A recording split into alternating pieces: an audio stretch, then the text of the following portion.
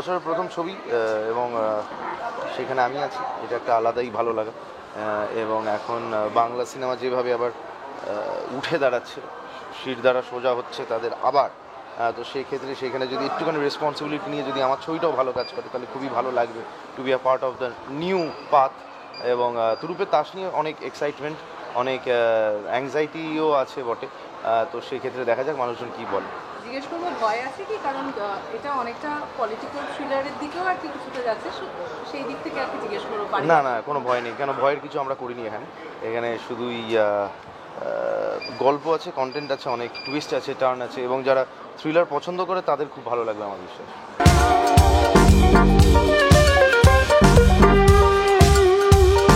প্রচণ্ড excited because 3 তারিখ এই বছরের সবে শুরু, এবং ওর ছবি রিলিজ করছে তুরুপের তাস। যে কোনো কাজই সেটা যেরকমই হোক না কেন, মানে ওর জন্য সবকটা কাজ খুব স্পেশাল। অ্যান্ড ওর পার্টনার হয়ে আমিও ওর জন্য, আমারও মনে হয় যে হ্যাঁ স্পেশাল। আর আমি ওয়েট করছি কখন ওর সাথে দেখা হবে, বিকজ আমার এত লেট হয়ে গেছে এখনও দেখা হয়নি। বাট প্রচুর ভালো ভালো অভিনেতারা আছেন ছবিতে, এবং দেবজিতের প্রথম direction, so I wish him all the best. আমি আশা করি যেন ভালো হয় সব কিছু। এটাই বলবো যে এসে দেখো সিনেমা হলে, কেমন লাগছে বলো, আমাদের জানাও। আর আশা করছি ভালো লাগবে, অন্যরকম গল্প। Let's see.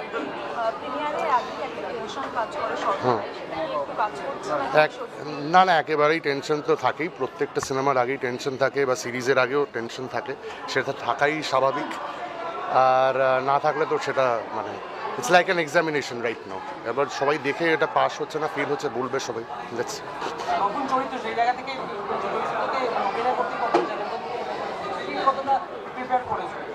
প্রিপারেশন করার অ্যারাউন্ড ওই রকমই 1 মাস মতন ছিল। তো তার মধ্যে যতটা পেরেছি ক্যারেক্টারটা নিয়ে পড়াশোনা করা, বা যাই হোক যতটা করা যায়, পুলিশ ইন্সপেক্টরের রোল।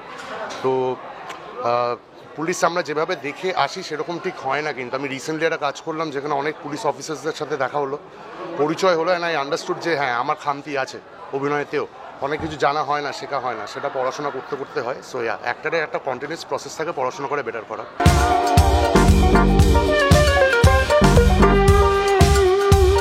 টেনশন হচ্ছে না, টেনশন কাল হচ্ছিল যে কি হবে। আজকে আর টেনশন নেই।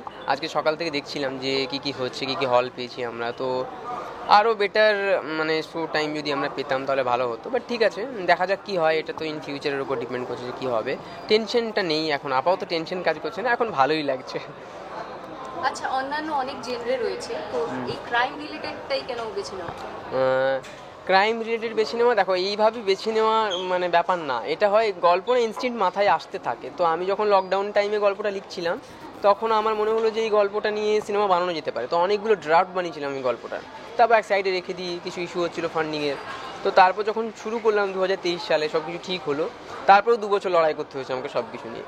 তো গল্প ওইভাবে ওটা বানাবো না, ওটা মাথায় এসেছে, আমার মনে হয়েছে যে এটা আমার প্রথম সিনেমা হতে পারে। দেখো আমাদের বাংলা ইন্ডাস্ট্রিতে এই বাজেটের একটা ব্যাপার আছে, তো আমাকে এটা ভাবতে হবে যে আমি কত টাকা বাজেটে ছবি বানাবো। আমাদের এখানে গল্প ভেবে সিনেমা বানানো হয় না, অ্যাকচুয়ালি বাজেটের কথা চিন্তা করে গল্প সিলেকশন করতে হয়। তো প্রথম প্রডিউসার বা ডিরেক্টর কখনো হিউজ বাজেটের সিনেমা বানাতে পারবে না, তো আমাকে মাথায় রাখতে হয়েছে এটা যে আচ্ছা এটা আমার প্রথম সিনেমা হতে পারে, দ্যাটস ওয়াই তুরুপের তাস।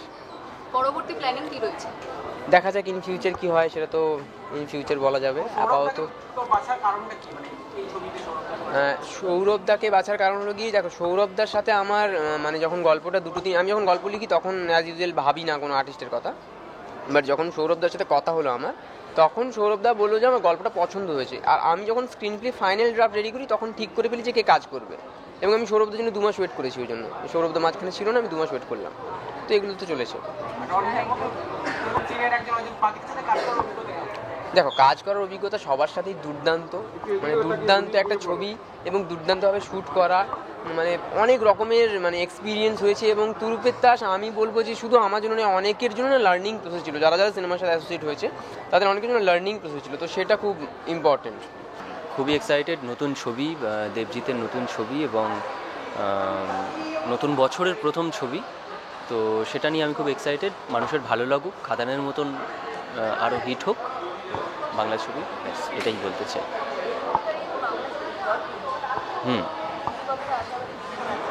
ঝড় তুলুক, মানে ঝড়, টর্নেডো, সব কিছু হোক বাংলা ছবির, এবং দেবদা, জিদ্দা, যারা যারা এই ইনিশিয়েটিভটা নিয়েছে বা আগেও নিয়েছিল, তারা যেন আরও সাকসেস পাক, এবং তার সাথে যেন গোটা ইন্ডাস্ট্রি সাকসেস পাক।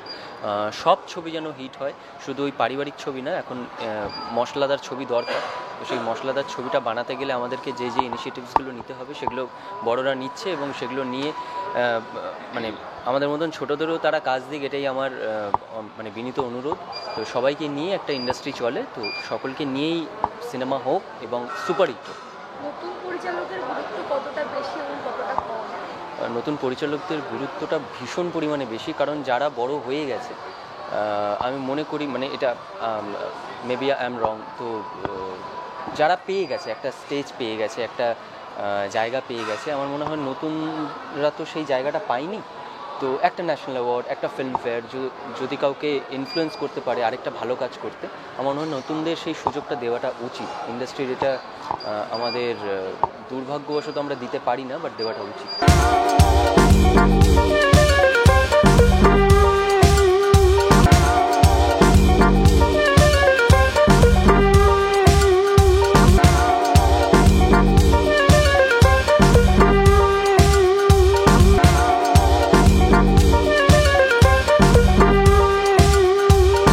টলিউড ফোকাস কলকাতা চ্যানেলটি আপনাদের ভালো লেগে থাকলে লাইক করুন, সাবস্ক্রাইব করুন এবং আপনাদের পছন্দের ভিডিওটি অবশ্যই শেয়ার করুন। টলিউড